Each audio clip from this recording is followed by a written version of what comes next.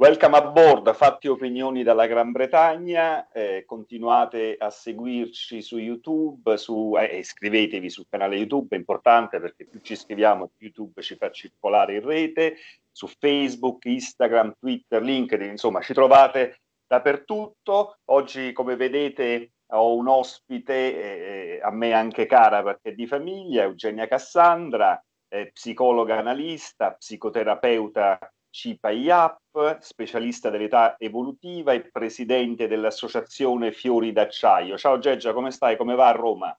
Ciao Gianluigi, buongiorno.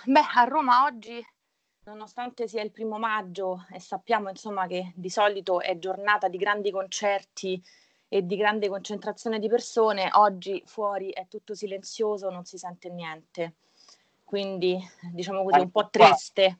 Anche qua, anche se qui oggi non è una giornata festiva, diciamo, tra virgolette si lavora, c'è chi lo fa da casa la maggior parte, ma comunque insomma andiamo avanti. Prima di passare, cos'è l'associazione Fiori d'Acciaio? Così lo spieghi tu stessa. Dunque, l'Associazione Fiori d'Acciaio è un'associazione che ho fondato 4 anni fa insieme a 2 colleghe carissime che con me hanno sempre lavorato nell'ambito dell'infanzia e dell'adolescenza, che sono Caterina Scarpiniti e Diana Palantoni, ed è un'associazione che salutiamo, ed è un'associazione che si occupa principalmente di infanzia e adolescenza, di prima età adulta.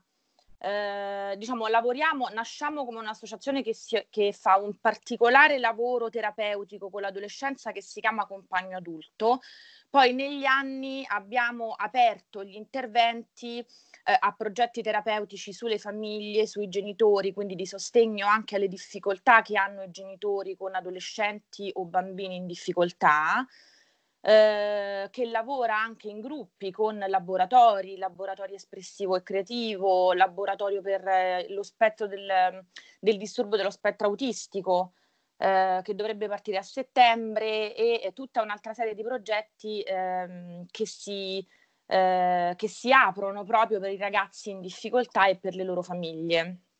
Senti, ma stiamo vivendo questa situazione straordinaria, tutti qua in Gran Bretagna, voi in Italia, anche se con modalità diverse. Io rivendico il fatto che qua possiamo andare nei parchi, possiamo fare attività all'aria aperta, parlando con gli amici italiani, ma tu sei pazzo, esci, fai uscire tua figlia.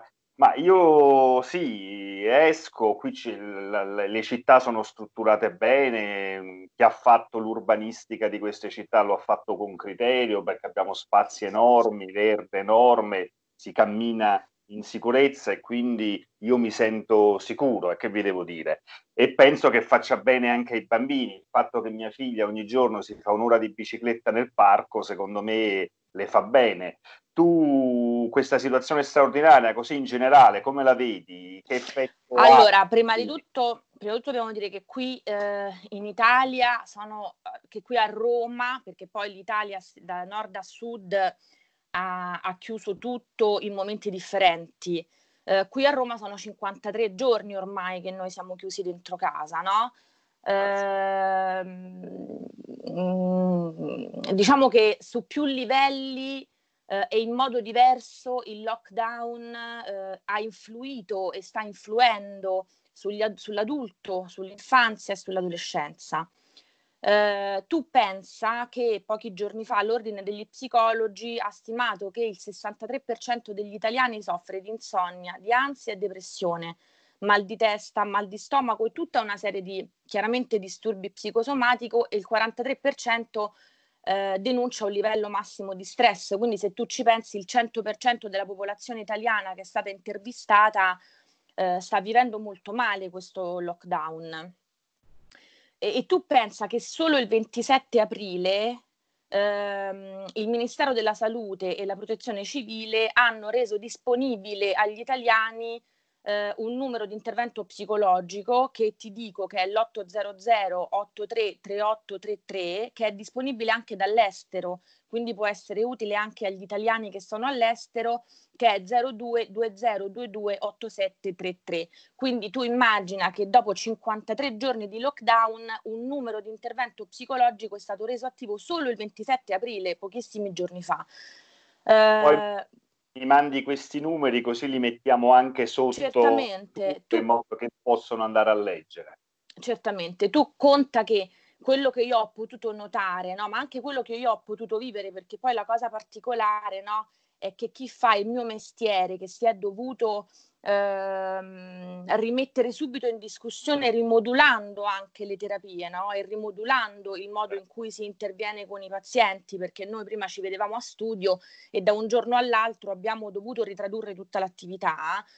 E che in questo momento, secondo me, è assolutamente indispensabile avere un sostegno psicologico, perché i primi 15 giorni di lockdown sono stati 15 giorni presi un po' come una vacanza. C'erano le persone che si facevano gli aperitivi da balcone a balcone, chi si metteva a cantare alle 6 del pomeriggio, no? Si respirava, no? una forte allegria. Adesso non si sente più volare una mosca. Dopo 53 giorni diventa assolutamente insostenibile, no? L'ansia che si respira, l'angoscia che si respira, non solo per il contagio della malattia, no? Se ci pensi, ma soprattutto perché ad oggi c'è pochissima chiarezza verso il futuro. La domanda che tutti si fanno è: cosa succederà dopo? Allora, all'interno di questa sostanziale angoscia del futuro che prende soprattutto gli adulti e gli adolescenti, in mezzo ci sono i bambini. I bambini da una parte all'inizio, insomma, sono stati quelli che sembravano essere più protetti rispetto alla malattia, no? Perché il contagio di bambini è stato in numero inferiore. In realtà a un livello psicologico sono stati più colpiti. Perché? Per diversissimi motivi. Prima di tutto i bambini navigano nell'angoscia degli adulti. Gli adulti per giorni e giorni hanno tenuto accesa la televisione, no? sulle indicazioni della protezione civile che davano numero di morti, no? Non ci si rende conto di quanto i bambini, anche se fanno altre cose, in realtà, no, le notizie le apprendono, la voce di sottofondo la sentono. Questo ha portato quindi, come dire, questi bambini che da oltre 50 giorni sono deprivati dal contatto con gli altri bambini, la scuola ha chiuso da un giorno all'altro, non possono fare più sport, non possono fare attività fisica all'aperto, e ricordiamoci appunto quello che ti stavo dicendo, è che in Italia hanno chiuso i parchi, cioè i parchi sono stati proprio recintati, sono stati... Grandi, voglio dire, è pazzesco, è Ma follia. come tu sai bene, io sotto casa ho uno dei parchi più belli e più grandi di Roma, che è proprio il Parco della Caffarella, e tutte le entrate del Parco della Caffarella sono state sigillate, no? Allora, poi dopo qualche giorno... Io non condivido questi provvedimenti, comunque. Allora, tu non lo condividi. Devo dire che io, come tu sai, essendo anche una runner e avendo la possibilità, no, di girare in questi parchi, devo dire che inizialmente, per esempio, chi correva è stato molto additato come untore. In realtà chi corre entra al parco, si fa la sua corsa anche entrando dentro al parco, no? Quindi proprio trovandosi anche solo, no? In realtà devo dire che tante persone effettivamente si mettevano dentro al parco a fare delle attività per molto tempo, seppure a 1 metro di distanza, e questo è stato, diciamo così, il rischio dell'assembramento, ma anche tante famiglie, no, che probabilmente hanno anche un pochino sottovalutato, ma lo hanno sottovalutato tutti il problema all'inizio. Pensiamo anche, no, a tanti politici che hanno detto è solamente una febbre e poi si sono dovuti un attimino ricredere. Allora, per i bambini questa situazione di stare a casa senza poter uscire, senza poter vedere i loro coetanei, ma pensa anche alla scuola, ai bambini, e non a tutti è assicurata, no, una istruzione che è stata ridotta al minimo, 2-3 ore al giorno, non a tutti, no? Per cui questa situazione per i bambini, da una parte vedere la porta che sta, la scuola chiusa, non poter vedere i bambini, e in più respirare l'angoscia genitoriale, che è un'angoscia molto forte, perché i genitori pensano, ok, io adesso torno a lavorare, ma i bambini chi li tiene? Quindi che consiglio possiamo dare alle famiglie per chi ha bambini piccoli? Allora, per chi ha bambini piccoli, considerando che molto spesso mi raccontano i genitori, no? Ci sono molti atteggiamenti regressivi, sono molto agitati, incubi notturni, difficoltà nell'addormentamento. Allora, prima di tutto è necessario poter dare un ascolto, no? alle angosce di questi bambini, ma il bambino non te la dice l'angoscia come te la dice l'adolescente o come la dice un adulto, no? Per cui è anche molto importante dare la possibilità a questi bambini di esprimere tramite il gioco, tramite il disegno, tramite le attività proprio di manipolazione, no? Non lo so, il pongo, il DAS. C'è da dire una cosa però, che più sono angosciati e più sono stanchi i genitori, più è difficile mettersi a giocare con un bambino per terra. Allora, per esempio, l'utilizzo di dell'iPad, no? O della televisione, in questo momento io non lo demonizzerei più di tanto, ma cercherei di strumentalizzarlo a nostro favore, no? Per cui è importante che il genitore possa dare uno spazio di dialogo al bambino, ma contestualmente si possa prendere uno spazio suo senza irrigidirsi troppo. Per cui, per esempio, è anche possibile, non so, organizzare con tutta la famiglia, con il bambino, un momento film insieme, magari mangiando popcorn, mangiando patatine, e farlo diventare un momento di condivisione. E poi la sera le routine per i bambini sono molto importanti. Per esempio, mettersi a letto, raccontare che cosa hanno fatto durante la giornata, le loro emozioni rispetto a quello che hanno vissuto, e poi dopo aiutarli ed essere molto indulgenti nei confronti delle paure, perché i bambini trasmettono la loro angoscia con delle paure, la paura dei mostri, la paura che qualcuno possa entrare in casa, che a noi sembrano così strane, ma in realtà è il loro modo, quindi cercare in tutti i modi di rassicurarli e di dare molto ascolto alle loro paure. Per l'adolescenza, dimmi. Quello volevo chiedere, quindi c'è Oh, differenza tra bambini più piccoli e adolescenti, ovviamente. allora, prima di tutto c'è da dire che l'adolescente ha tutto un altro modo, no, di affrontare e di capire la questione.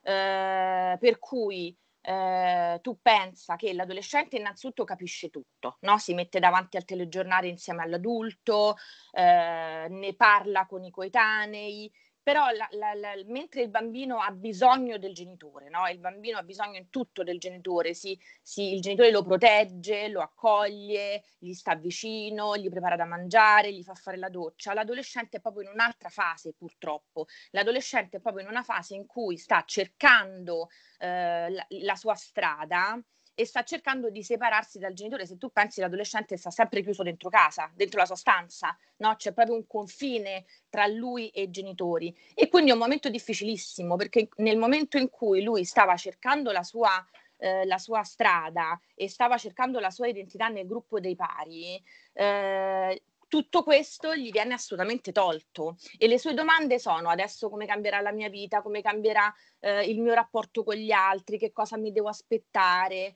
che cosa succederà dopo. Tu pensa che questa situazione di ansia e di disorientamento porta molto spesso all'isolamento, tant'è che sembra stia aumentando ad oggi un fenomeno di cui si parla molto ultimamente, che è il fenomeno degli hikikomori, molto frequente negli adolescenti. L'ikikomori è un termine giapponese per definire i ritirati sociali, quindi sta aumentando moltissimo negli adolescenti il ritiro sociale, e per loro il network, i social network, che sono stati demonizzati tantissimo non solo dagli adulti ma anche dalla psicologia, è diventato l'unico modo per loro di avere delle relazioni sociali e quindi di confrontarsi con quel gruppo dei pari che per loro è importantissimo. Non solo, i social network adesso stanno diventando essenziali per tutti, se tu pensi allo smart working e alla scuola online. E concludo dicendo che per gli adulti è più difficile entrare in relazione con l'adolescente, appunto perché l'adolescente chiude la porta. Per cui che cosa si può fare con questi ragazzi? Chiaramente mantenere sempre aperto il dialogo, no? Però quello che io consiglio tantissimo, visto e considerato che ci sarà un disturbo post-traumatico da stress, cioè il rischio che stiamo vivendo noi oggi è che domani tutti noi soffriremo di un disturbo post-traumatico da stress, perché nessuno né era pronto, preparato, né ci ha preparato a una situazione del genere. Allora, guarda, vado a concludere. Per salvaguardare questi ragazzi è assolutamente indispensabile farli aiutare, cioè il disturbo psicologico è ancora tanto visto male, cioè anche a livello sociale, lo psicologo è qualcosa che sembra, ancora ad oggi, sembra una stupidaggine. Nel 2020 hanno lo psicologo no. Allora facciamo aiutare i ragazzi che stanno male, perché poi se non li facciamo aiutare possono succedere cose brutte. Allora fatevi dare un numero di telefono, contattate tutte queste persone che aiutano i ragazzi, non necessariamente una psicoterapia che dura 100.000 anni, no? Però un sostegno psicologico in queste famiglie, per le famiglie, per i genitori, per gli adulti, per i ragazzi, è importantissimo. Quindi soprattutto in questo momento. Dai, tutte le informazioni utili le mettiamo il link nelle informazioni sotto la puntata. Assolutamente. Io ti ringrazio, abbiamo preso tanto tempo ma insomma gli argomenti sono importanti. Concludo ricordandovi che dalla scorsa puntata stiamo provando a mettere i sottotitoli in inglese in modo che il programma possa essere accessibile anche agli amici che non parlano italiano qua in Gran Bretagna. Giambattista, che saluto, mi sta aiutando tantissimo. E vi ricordate che vi avevo detto che avevo scritto al sottosegretario agli esteri con la delega agli italiani nel mondo, che è l'onorevole Riccardo Merlo, chiedendogli come fare per rientrare in Italia, che tanti italiani che vivono qui in Gran Bretagna, sono oltre 500.000, ci stanno chiedendo quando si sbloccherà la situazione. L'onorevole Merlo mi ha risposto ieri, vi leggo la sua risposta: egregio avvocato Cassandra, la situazione è ancora delicata, pian piano torneremo alla normalità. Nel frattempo chiedo a tutta la comunità italiana residente all'estero di rimanere in contatto con la nostra rete consolare e di consultare costantemente il sito Viaggiare Sicuri. Io, onorevole sottosegretario, la ringrazio per la risposta.